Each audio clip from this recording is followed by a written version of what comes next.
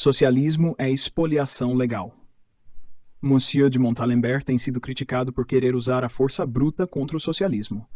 É uma reprovação da qual ele deve ser exonerado, pois ele disse formalmente: devemos travar uma guerra contra o socialismo que seja compatível com a lei, a honra e a justiça.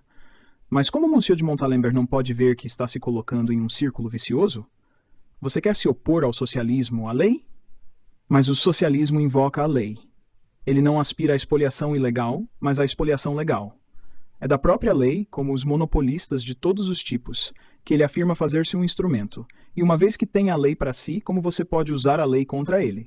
Como você pode colocá-lo sob a jurisdição de seus tribunais, seus policiais, suas prisões? Então, o que fazer? Queremos impedir que o socialismo crie leis. Queremos mantê-lo fora do parlamento. Não serão bem-sucedidos, atrevo-me a prever, enquanto a legislação nacional se basear no princípio da expoliação legal.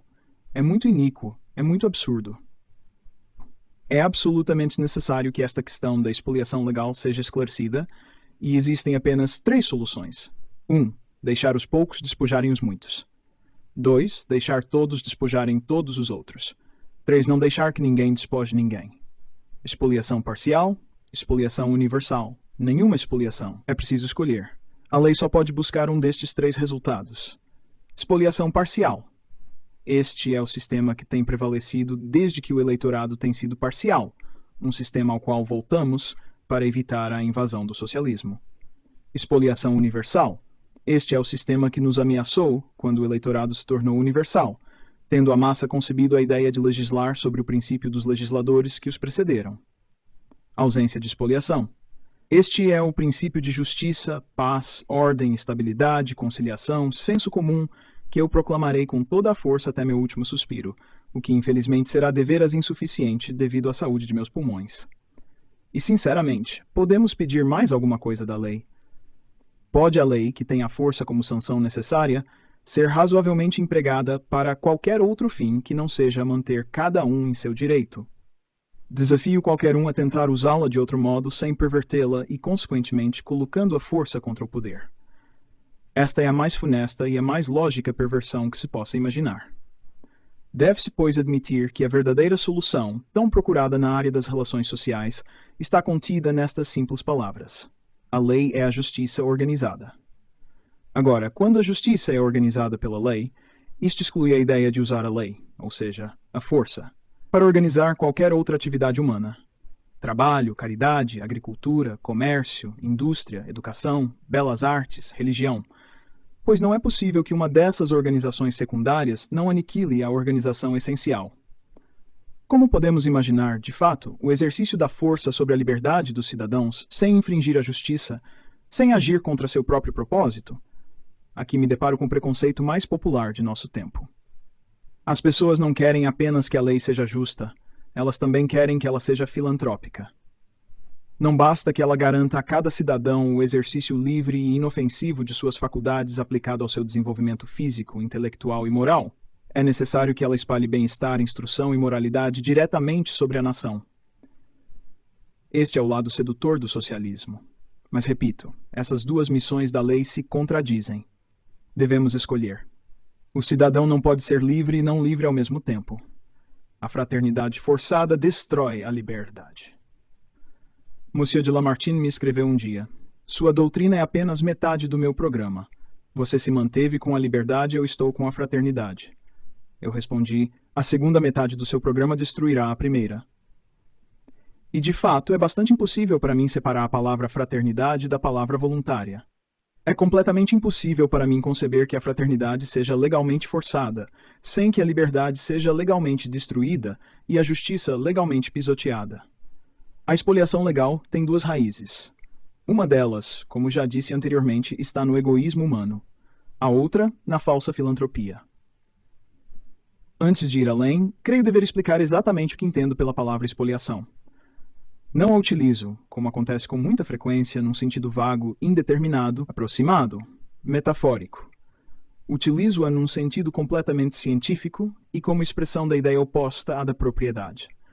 Quando uma parte da riqueza passa de quem a adquiriu, sem seu consentimento e sem compensação, para quem não a criou, seja pela força ou por engano, Eu digo que há um ataque à propriedade, que há a expoliação. Eu digo que isso é precisamente o que a lei deve reprimir em todos os casos e sempre. Se a própria lei realiza o ato que deveria reprimir, eu digo que não há menos expoliação, e até mesmo socialmente falando, com circunstâncias agravantes. Só que neste caso, não é aquele que lucra com a expoliação que é responsável por ela, mas a lei, o legislador, a sociedade. E isso é o que a torna um perigo político. 3 sistemas de expoliação. É lamentável que esta palavra, expoliação, seja ofensiva.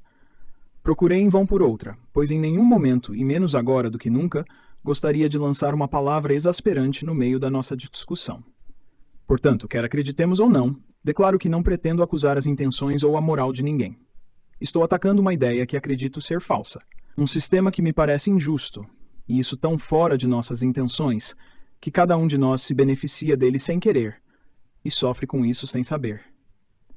É preciso escrever sob a influência do espírito partidário ou do receio para questionar a sinceridade do protecionismo, do socialismo e até mesmo do comunismo, que são apenas uma e a mesma planta, em 3 períodos diferentes de seu crescimento.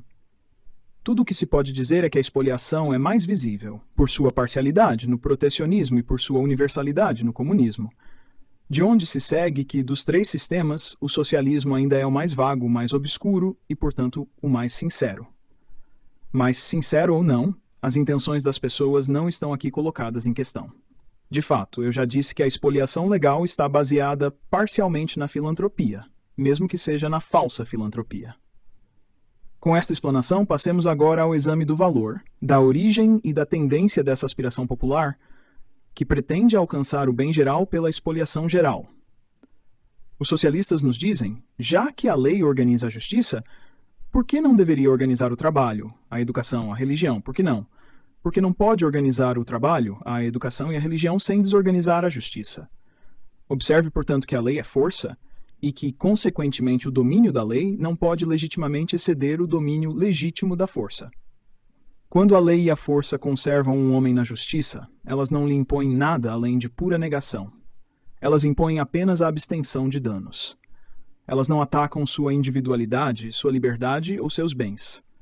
Salvaguardam apenas a individualidade, a liberdade e a propriedade dos outros. Elas estão na defensiva, defendem a igualdade de direitos de todos. Elas cumprem uma missão cuja integridade é óbvia, cuja utilidade é palpável e cuja legitimidade é inquestionável. Isso é tão verdade que, como um de meus amigos me indicou, dizer que o objetivo da lei é fazer a justiça é usar uma expressão que não é estritamente precisa. Deve-se dizer, o objetivo da lei é evitar que a injustiça reine. De fato, não é a justiça que tem uma existência própria, mas a injustiça. Uma resulta da ausência da outra. Mas quando a lei, através de seu agente necessário, a força, impõe um modo de trabalho, um método ou um assunto de ensino, uma fé ou um culto, não é mais negativa, mas positivamente que ela age sobre os homens. Substitui a vontade do legislador por sua própria vontade. A iniciativa do legislador por sua própria iniciativa.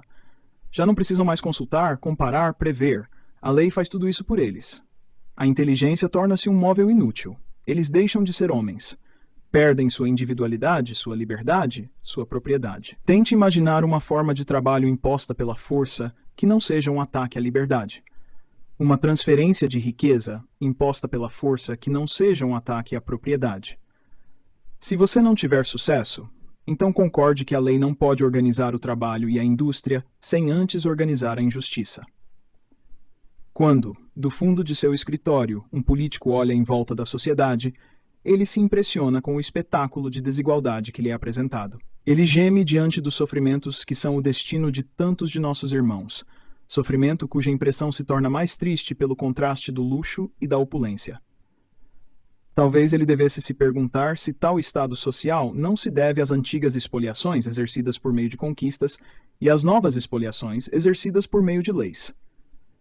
Ele deveria se perguntar: se os homens aspiram ao bem-estar e à perfeição, o reinado da justiça não seria suficiente para produzir os maiores esforços em busca do progresso e a maior igualdade possível, compatíveis com a responsabilidade individual que Deus estabeleceu como justa recompensa pelas virtudes e vícios. Ele nem sequer pensa sobre isso. Seus pensamentos voltam-se para combinações, arranjos, organizações legais ou artificiais. Ele busca o remédio na perenidade e no exagero daquilo que produziu o mal. Pois além da justiça, que, como vimos, não passa de uma verdadeira negação, existe algum destes arranjos legais que não contém o princípio da expoliação. Você diz, aqui estão homens que não têm riqueza, e você se dirige à lei. Mas a lei não é um Uber que se preenche a si mesmo, ou aquele cujos veios lactíferos saem de qualquer lugar, exceto da sociedade. Nada entra no erário público, em favor de um cidadão ou classe, exceto o que os outros cidadãos e classes foram forçados a colocar.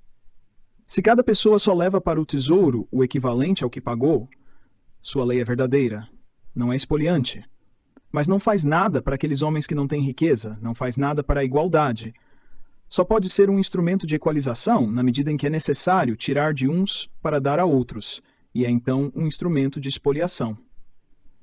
Examine deste ponto de vista a proteção de tarifas, os incentivos, o direito ao lucro, o direito ao trabalho, o direito à assistência, o direito à educação, o imposto progressivo, o crédito livre, o serviço social, e você sempre encontrará a expoliação legal, a injustiça organizada.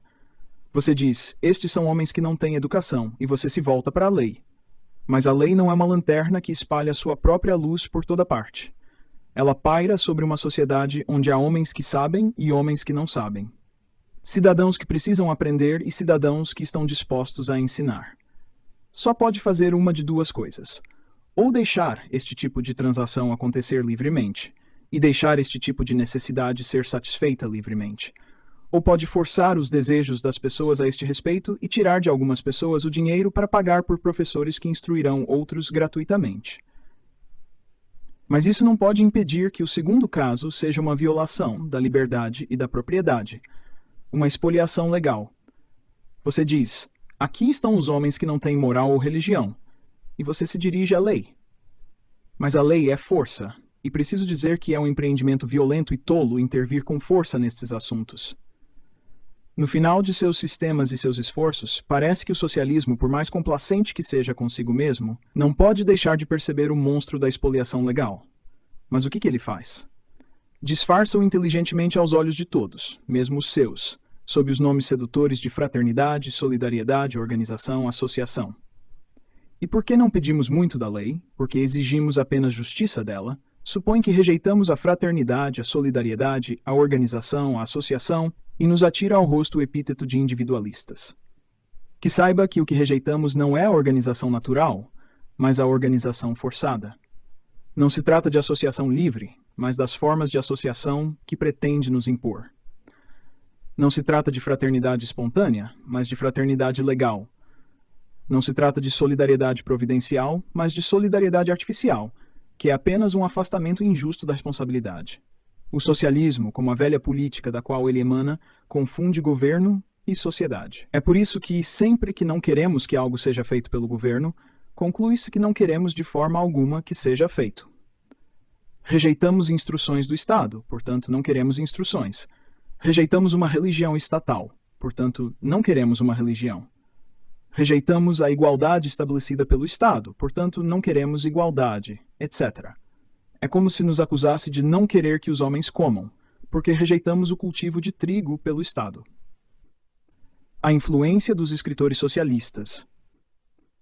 Como pôde prevalecer no mundo político a ideia bizarra de derivar do direito o que não está no direito, o bem, no modo positivo, a riqueza, a ciência, a religião?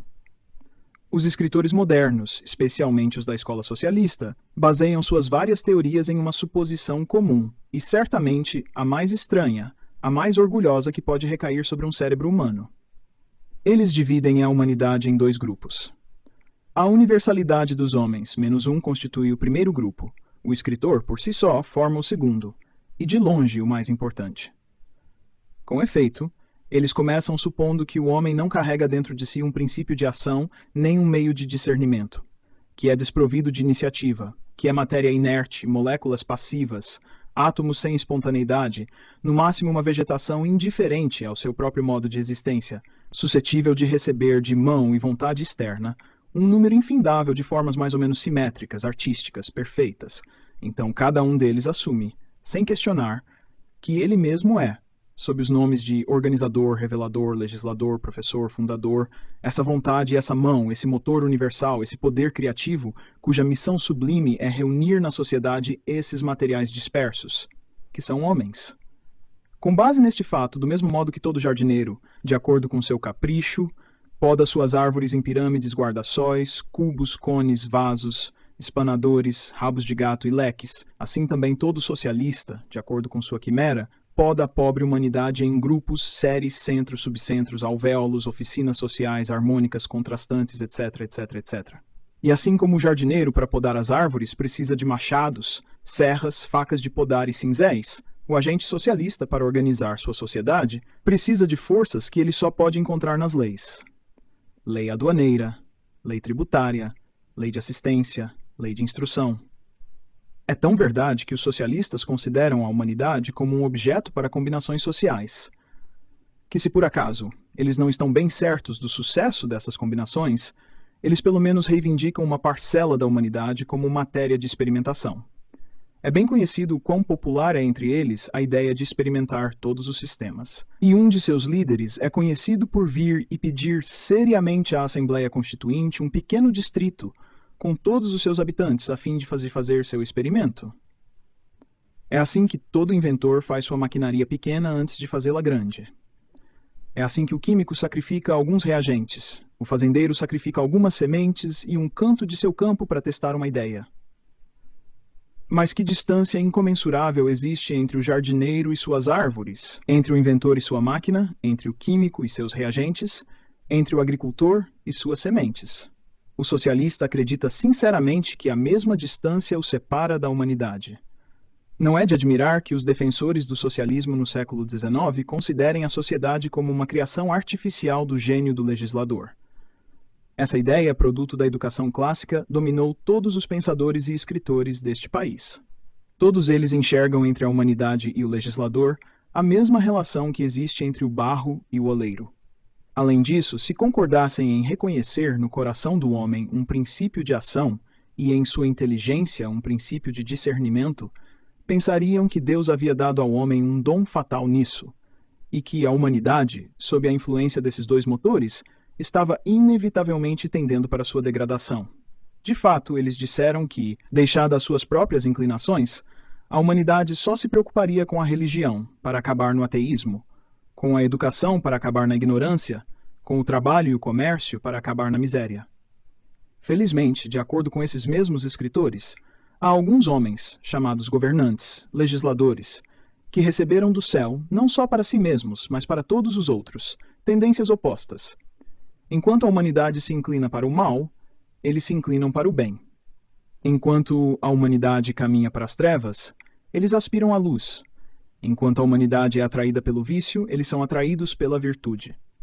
E após terem feito isso, eles apelam para a força, para que ela lhes permita substituir aquelas da raça humana por suas próprias tendências. Basta abrir, mais ou menos ao acaso, um livro sobre filosofia, política ou história, para ver quão fortemente enraizada está em nosso país essa ideia, filha dos estudos clássicos e mãe do socialismo, de que a humanidade é uma matéria inerte, recebendo a vida, organização, moralidade e riqueza do governo. Ou, o que é ainda pior, de que a humanidade tende por si mesma a sua degradação e só é detida nesta ladeira pela mão misteriosa do legislador. Por toda parte, o convencionalismo clássico nos mostra, por trás da sociedade passiva, um poder oculto que, sob os nomes de direito, legislador, ou sob aquela expressão mais conveniente e vaga de alguém, move a humanidade, anima, enriquece e moraliza. Consideremos inicialmente a seguinte citação de Bossuet. Uma das coisas inculcadas, por quem, com mais força no espírito dos egípcios, era o amor à pátria. A ninguém era permitido ser inútil para o Estado. A lei indicava a cada um sua função, a qual se perpetuava de pai para filho. A ninguém era permitido o exercício de duas profissões e nem tampouco passar de uma profissão para outra. Mas havia uma ocupação que devia ser comum. Era o estudo das leis e da filosofia. Ignorar a religião e a política do país não era aceitável sob nenhuma circunstância. Além disso, cada profissão tinha seu cantão, que lhe era indicado. Por quem? Entre as boas leis, o que havia de melhor é que todo mundo era treinado. Por quem? Para obedecê-las. Como resultado disto, o Egito encheu-se de invenções maravilhosas, e nada do que pudesse tornar a vida mais cômoda e mais tranquila foi negligenciado. Assim, os homens, segundo Bossuet, não tiravam nada de si. Patriotismo, prosperidade, invenções, trabalho, ciência, tudo era dado ao povo através das leis ou dos reis. O que o povo tinha de fazer era seguir cegamente seus líderes. É neste ponto que Diodoro, tendo acusado os egípcios de rejeitar a luta e a música, é repreendido por Bossuet.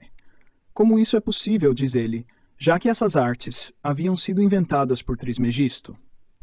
Da mesma forma, entre os persas, um dos primeiros cuidados do príncipe era fazer florescer a agricultura. Como havia postos estabelecidos para a condução dos exércitos, havia também alguns para cuidar do trabalho agrário. O respeito que os persas inspiravam pela autoridade real era excessivo. Segundo ele, os gregos, embora cheios de espírito, não eram menos alheios ao seu próprio destino, a ponto de por si mesmos não poderem ter chegado, como cães e cavalos, à criação de jogos mais simples. Para os clássicos, é uma coisa consensual que tudo vem aos povos do exterior. Os gregos, naturalmente cheios de inteligência e de coragem, foram desde cedo educados por reis e colonizadores vindos do Egito. De lá, aprenderam os exercícios físicos, a corrida a pé, a cavalo, em carros. O que os egípcios lhes ensinaram de melhor foi a serem dóceis, a se deixarem formar por leis objetivando o bem público. Fénelon. Nutrido pelo estudo e admiração da antiguidade, testemunha do poder de Luís XIV, Fénelon dificilmente poderia escapar da ideia de que a humanidade é passiva, e que seus infortúnios, bem como suas prosperidades, suas virtudes e seus vícios, vêm de uma ação externa exercida sobre ela pela lei ou por aquele que a faz. Portanto, em sua utópica Salento, ele coloca os homens com seus interesses, suas faculdades, seus desejos e seus bens à absoluta discrição do legislador. Em qualquer questão, nunca são eles que julgam por si mesmos, mas o príncipe. A nação é apenas uma questão sem forma, da qual o príncipe é a alma. É nele que reside o pensamento, a previsão, o princípio de toda organização, de todo progresso e, consequentemente, a responsabilidade. Para provar essa afirmação, eu teria que transcrever aqui todo o 10º livro do Telêmaco.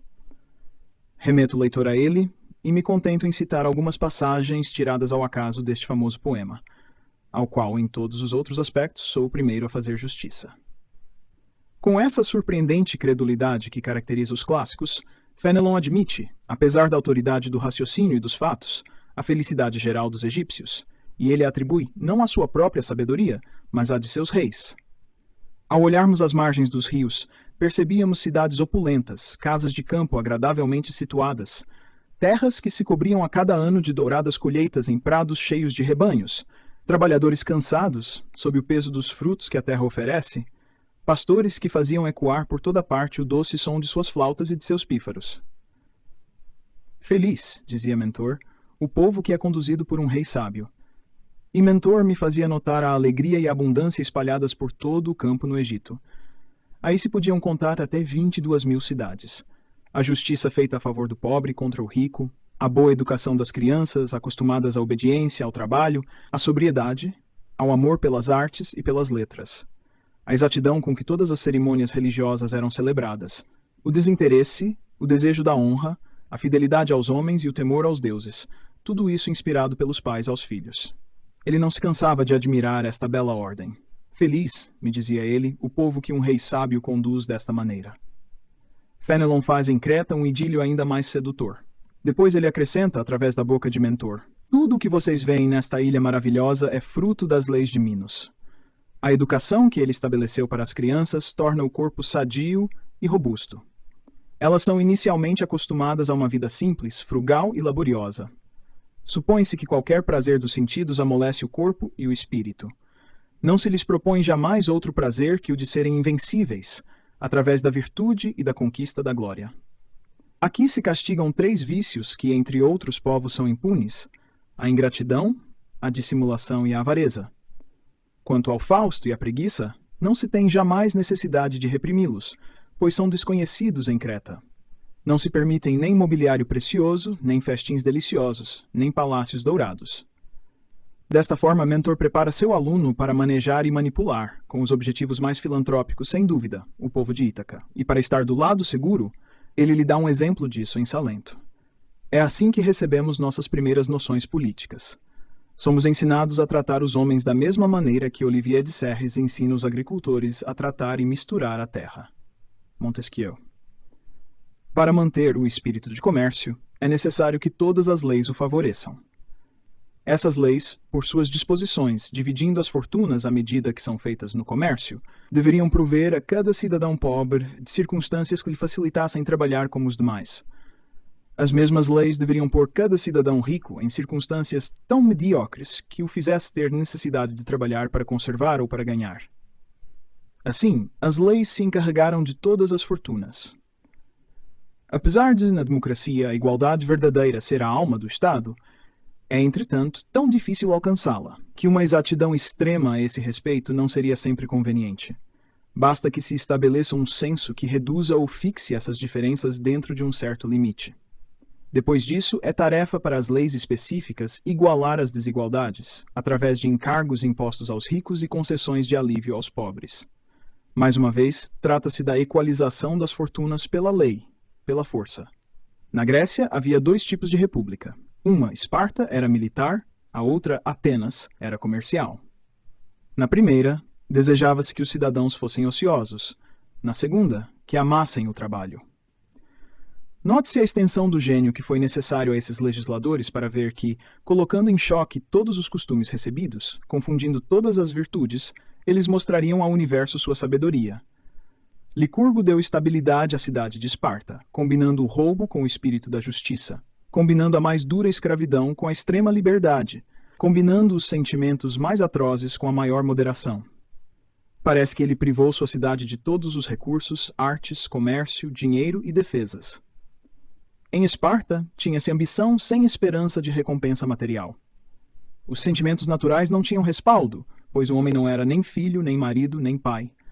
Até a castidade não era mais considerada conveniente. Foi por este caminho que Esparta foi levada à grandeza e à glória. Este arrojo que existia nas instituições da Grécia repetiu-se na degeneração e na corrupção dos tempos modernos. Um legislador honesto formou um povo no qual a probidade parece tão natural quanto a coragem entre os espartanos. O Sr. William Penn, por exemplo, é um verdadeiro licurgo. E, embora o Sr. Penn tivesse a paz como objetivo e Licurgo a guerra, eles se assemelhavam um ao outro. Naquilo em que a autoridade moral de ambos sobre os homens livres permitiu-lhes vencer preconceitos, dominar paixões e conduzir seus respectivos povos para novos caminhos. O Paraguai pode nos fornecer outro exemplo. Quis-se cometer um crime contra a sociedade, que vê o prazer de comandar como o único bem da vida. Mas será sempre belo governar os homens, tornando-os mais felizes. Os que quiserem estabelecer instituições similares devem proceder da seguinte forma: implantar a comunidade de bens, como na República de Platão, bem como venerar os deuses. Precaver-se contra a mistura dos estrangeiros com o povo, a fim de preservar os costumes e deixar que o Estado, em vez dos cidadãos, pratique o comércio. Os legisladores deveriam promover as artes em vez da luxúria, e também satisfazer necessidades em vez de desejos. A paixão popular pode muito bem exclamar: é Montesquieu, portanto, é magnífico, é sublime. Terei a coragem de minha opinião e direi: o quê? Você tem a ousadia de achá-lo belo? Mas é terrível, abominável. E estes trechos, que eu poderia multiplicar, mostram que nas ideias de Montesquieu, as pessoas, as liberdades, os bens e toda a humanidade são apenas materiais adequados para o exercício da sagacidade do legislador. Rousseau. Embora este escritor, a suprema autoridade dos democratas, repouse o edifício social sobre a vontade do povo, ninguém admitiu, tão completamente como ele, a hipótese da completa passividade da raça humana na presença do legislador. Se é verdade que um grande príncipe é um homem raro, o que dizer de um grande legislador? O primeiro só tem que seguir o modelo que o outro tem que propor. O legislador é o mecânico que inventa a máquina, enquanto o príncipe é apenas o operário que a monta e a faz funcionar. E o que são os homens em tudo isso? A máquina que é montada e feita para funcionar, ou melhor, a matéria-prima da qual a máquina é feita.